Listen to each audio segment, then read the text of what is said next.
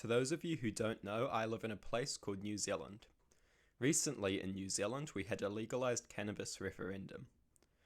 The issue of cannabis legalization is very relevant, as many nations ponder whether or not legalization is a good choice.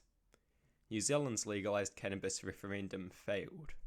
This is of course a result of many factors, one of which is undeniably the propaganda and fear-mongering employed against this progressive drug policy by right-wingers.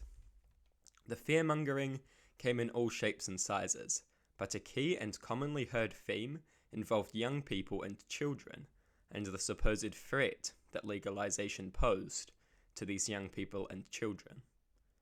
These fear-mongering arguments took a number of different forms. Some claimed that cannabis would be sold as gummy babies to appeal to children. Others claimed that legalization would normalize cannabis, leading to young people using the drug. These arguments will be used by desperate conservatives anywhere legalized cannabis is considered, and for this reason, they must be addressed as the irrational and baseless fear-mongering that they are. These arguments represent a desperate emotional appeal. They have next to no basis in reality and are merely propaganda designed to stir up fear. I will now explain some of the reasons why. Firstly, we will address the two main forms of this argument featured above. We will then look at how legalization benefits young people and children in many ways, and how criminalization is certainly not in the best interests of young people.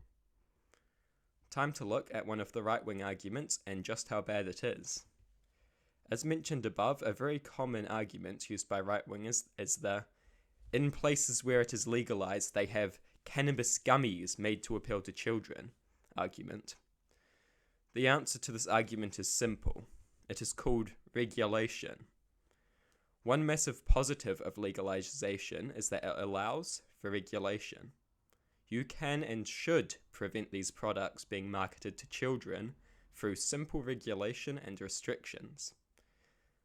This cannabis gummies argument constantly came up surrounding New Zealand's referendum.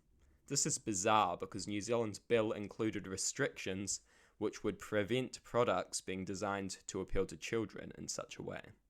Still, prominent conservatives ran with this argument. Why did they use this argument when it was irrelevant to the referendum? Because they were not at all concerned with the reality of the situation and the actual threats involved to children. To them, the point was just a cheap fear-mongering tool to be employed against social progress. Whether or not it was relevant did not matter to the conservatives. Fear-mongering to prevent progress was what did matter, and that is exactly what was successfully done, with irrational arguments such as this one. Fear of cannabis gummies is not a good or genuine argument against legalization, and is simply irrational fear-mongering. The other main think of the children type argument claimed that legalization would normalize cannabis, leading to young people using it more. The problem with this is that a very high number of young people, perhaps even a majority, seem to like using it, legal or not. Making something a taboo never seems to stop young people from engaging with it. They are curious and will happily break rules here and there. As a very high number of young people use cannabis regardless of whether it is legal or criminalized, I would prefer they be using regulated cannabis products created in a legal and official market, not random stuff they got from the local drug dealer. These drugs have been legalized in other places, and legalization was not followed by hordes of young people falling for the drugs. This argument is once again nonsensical fear-mongering. So, what benefits could legalization have to young people? Legalization would see young people who inevitably choose to access drugs using the safest, most regulated variants. Legalization would make obtaining drugs simultaneously a more challenging and a safer process for young people. Instead of coming from questionable random criminals, drugs would come from a regulated small business, which would have age restrictions on who they could sell their products to. This would make it harder for young people to access drugs, and if they did access them, it would probably be in a safer, more legal way with regulated products. Legalization would cut gang profits, limiting the size and influence of these criminal entities that can and do harm young people and society in general. If a young person was struggling with addiction, they would not be treated as a criminal but instead given the support they need and deserve to help them overcome that medical problem. Legalization could pave the way for more openness about drugs, hopefully creating a future of more responsible and careful use of safe and regulated drugs.